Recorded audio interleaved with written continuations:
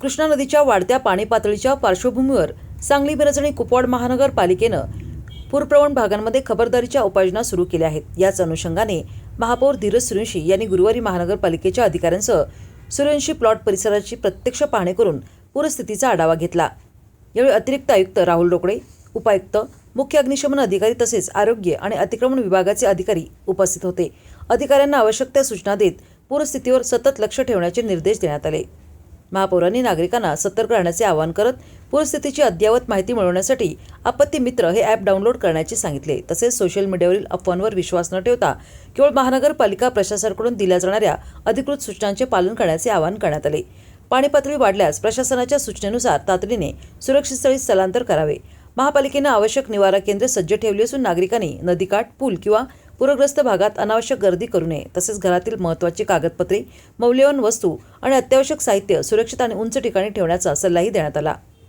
महापालिकेचे आपत्ती व्यवस्थापन केंद्र 24 तास कार्यरत असून नागरिकांनी कोणत्याही आपत्कालीन परिस्थितीत 70 66 040 330, 70 66 040 331 किंवा 70 66 040 332 या हेल्पलाईन क्रमांकावर संपर्क साधावा असे प्रशासनाने स्पष्ट केले आहे।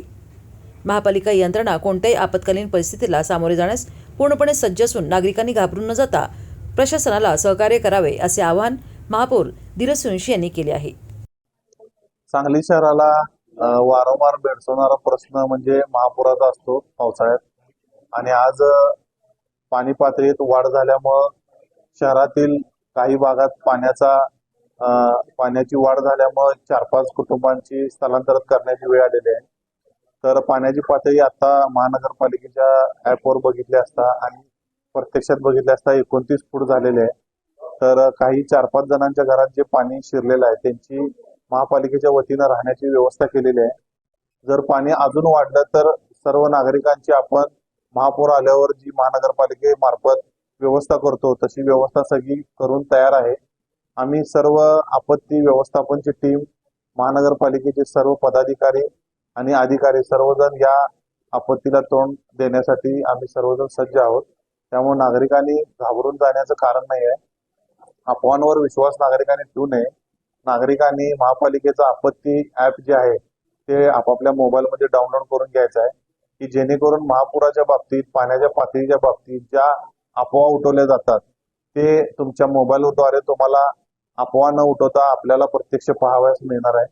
त्यामुळे सर्वांना माझी विनंती आहे की ते ॲप एक सर्वांनी डाउनलोड करून घ्यायचं आहे आणि महापुराला घाबरून न जाता आपण दरवेळी जे महापूर आल्यावर 2 हात करतो तसे 2 हात महापुराशी करून आपण सर्वांनी त्याच्या विरोधात काम करायचं।